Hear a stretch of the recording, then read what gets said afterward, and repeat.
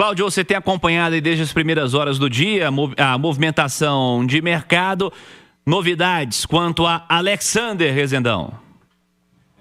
O volante Alexander, 21 anos, revelado pelo Fluminense, é a bola da vez do Atlético. Pelo que eu pude apurar nas últimas horas, ele é um jogador que hoje pertence ao Al Ahly, da Arábia Saudita, e é prioridade nos bastidores do Atlético. Essa negociação está sendo conduzida pelo Paulo Brax.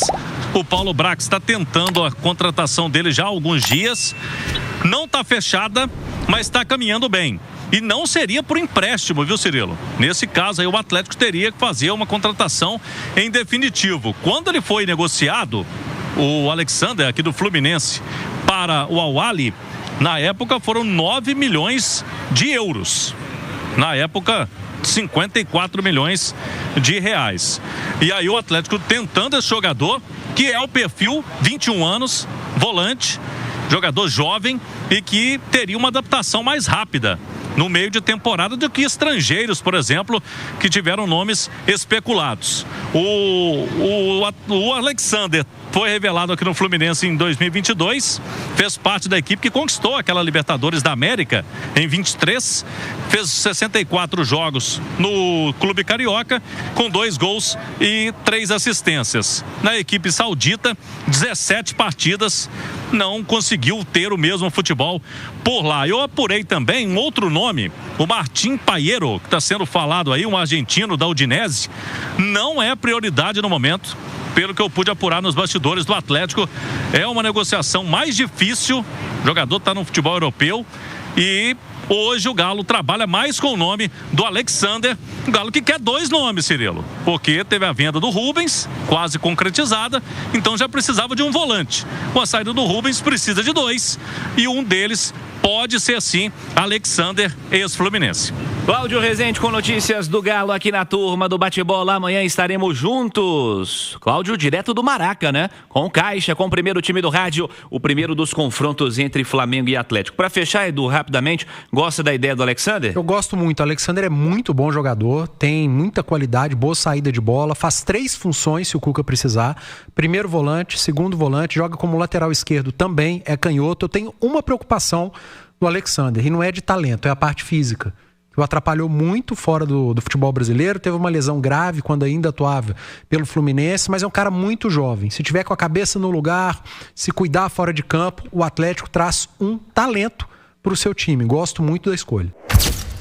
Vamos ao Rio de Janeiro. Cláudio Rezende ao vivaço com detalhes do Galo, que tá aí com notícias de mercado, né, desde as primeiras horas do dia, e também com novidade para o jogo de amanhã contra o Flamengo, a abertura de uma série de jogos contra o rubro-negro carioca. Cláudio Rezende, um abraço, boa noite. Um abraço, Cirilo. Boa noite a você também, ao Edu Panz e a todos que nos acompanham aqui na turma do Bate-Bola. Falamos ao vivo, 6h15, marcando o sinal eletrônico da Itatiaia, aqui da praia de Copacabana.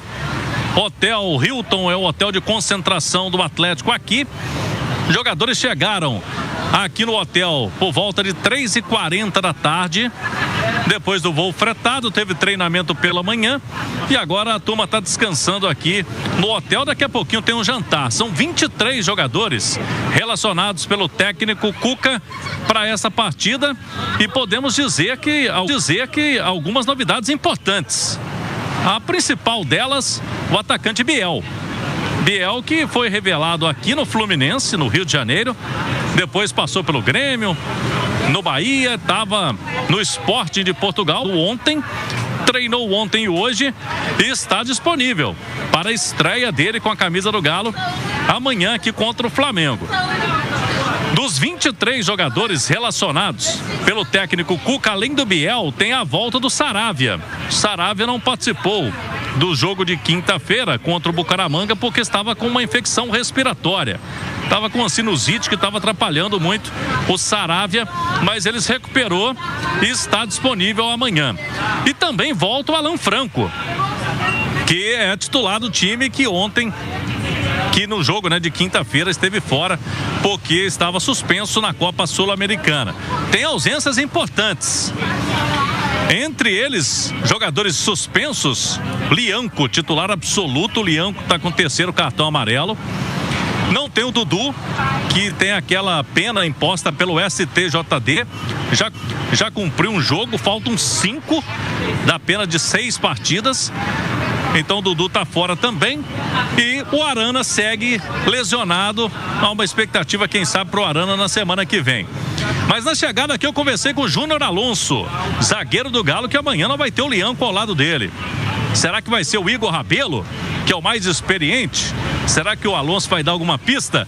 Primeiro falando desse duelo de amanhã. Enfrentar o Flamengo depois de uma virada de chave. Será assim? Aquele jogo contra o Bucaramanga, uma semana conturbada, classificação nos pênaltis, Alonso. Sim, a gente sabe da nossa responsabilidade.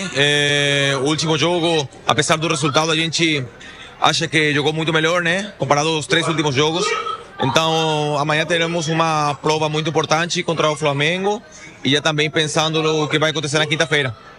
Alonso, você não tem o Lianco, né? Como companheiro de zaga, tá suspenso. Como é que vai ser isso? Não tem muito tempo de treinamento, né? Para jogar junto com o provável substituto, né? Sim, isso é que toma a decisão do professor Cuca, né? Todos os companheiros estão preparados, esperando sempre as suas oportunidades. Hoje a pessoa que vai jogar vai ter uma oportunidade para demonstrar seu valor também. Então o mais importante é isso, ter um elenco forte e se preparar sempre para as oportunidades que vão acontecer. Você tem experiência, como enfrentar o Flamengo no Maracanã? É um time que tem um grande investimento, a torcida apaixonada, que está disputando a liderança.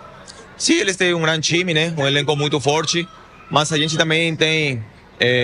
nós temos nossas próprias armas, né? A gente tentará fazer um grande jogo o dia da manhã para que tudo possa acontecer de boa maneira. Alonso, depois dessa semana conturbada, a gente pode falar que agora está tudo em paz, os jogadores estão focados, pensando só no Flamengo agora? Sim, nós estamos sempre nos enfocar no nosso trabalho, né? Tudo que tinha que ser falado já foi falado, isso já acabou. Agora o mais importante é que o grupo está unido, estamos juntos. E o mais importante é tentar competir o máximo possível amanhã e na quinta-feira. São 2 jogos seguidos aqui. Dá para separar? Um é brasileiro, é diferente de um mata-mata, como será no meio de semana. Amanhã será uma linda prova, né? Mas acho que são partidos diferentes. Tá bom, tá aí então o Alonso, 6:19. Ele não quis dar a dica aí de quem que vai ser o companheiro dele. Eu vejo, Cirilo e Edu Panzi, o Igor Rabelo à frente dos demais, primeiro, pela experiência, jogar no Maracanã com a torcida do Flamengo. Um cenário desfavorável, né, para o adversário, né, que está buscando a liderança, está disputando as primeiras colocações. As outras opções do técnico Cuca seria o Vitor Hugo, que é canhoto. Quando utilizou, não gostou muito de utilizar Alonso junto com o Vitor Hugo, 2 canhotos juntos. Tem o Ivan Roman e o Rômulo, são mais jovens. Então, eu tô pegando aí pela experiência e pelo que aconteceu, por exemplo, no jogo contra o Internacional. Aquela partida que aconteceu, né? Antes da parada para o Mundial de Clubes, não tinha o Lianco, o Cuca foi com o Igor Rabelo, inclusive elogiou o Igor naquela partida contra o Internacional de Porto Alegre. Amanhã, o primeiro desses duelos, serão 3 nos próximos 10 dias, Galo e Flamengo, hein, Cirilo? Pois é, Cláudio. O Edu, o Cláudio fez uma pergunta, a gente estava até conversando ali fora do ar, justamente sobre o perfil dos confrontos. O adversário é o mesmo, a qualidade do adversário não vai mudar de amanhã para quinta-feira, mesmo que o Flamengo mexa um pouquinho no elenco. Nas opções para começar o jogo de amanhã e o de quinta-feira, que sejam diferentes opções, a qualidade permanece. Mas são, de fato, confrontos com característica bem diferente, né, Edu? Não, você não tenha dúvida. O Atlético enfrentar o Flamengo no Maracanã pelo Campeonato Brasileiro, imagino que seja um dos focos do Flamengo na temporada, né? O torneio nacional, o outro é Libertadores. Pelo que vem do Rio de Janeiro, parece que a Copa do Brasil para o Flamengo está num terceiro patamar, mas ainda assim vai ser um time muito forte, independentemente das alterações que o Felipe Luiz for promover, mas são jogos diferentes, cara, são competições diferentes. O mata-mata, ele exige mais concentração, é o jogo que você pode buscar um resultado de empate que é excelente, talvez o empate no mata-mata lá seja até melhor do que num Campeonato Brasileiro, porque no Brasileiro você acaba perdendo mais pontos, né? O mata-mata você traz um resultado positivo, né? Você vem vivo para Belo Horizonte para decidir na sua casa. Mas esse foco do Flamengo ser o brasileiro é que me preocupa mais, né? porque talvez nós tenhamos o Flamengo mais forte amanhã diante do Galo e o lado esquerdo do Atlético. Assim, eu olho o lado esquerdo do Atlético e o direito do Flamengo, eu fico apavorado. Porque o Caio Paulista, que não fez um mau jogo contra o Bucaramanga, ele já fez jogos muito piores, mas ele teve muita dificuldade contra o Fabergil, cara. Com 10 minutos do primeiro tempo na Arena MRV, ele tomou um cartão amarelo.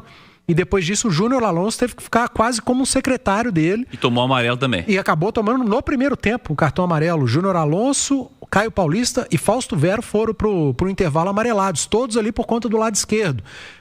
E o lado direito do Flamengo, que vai confrontar esse lado esquerdo do Atlético, é o Luiz Araújo, que tem sido um dos melhores atacantes do Flamengo na temporada até aqui. No Mundial de Clubes talvez tenha sido o melhor deles.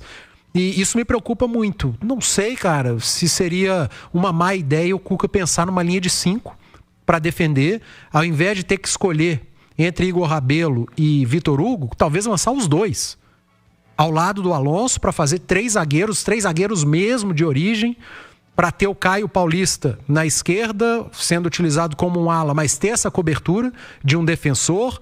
Com o Natanael ou o Saravia, eu prefiro o Saravia para fazer um papel de um ala, mas a gente não sabe a condição física, como é que tá. E a possibilidade de ter um primeiro volante à frente, que é o Alan Franco, que está de volta para essa partida.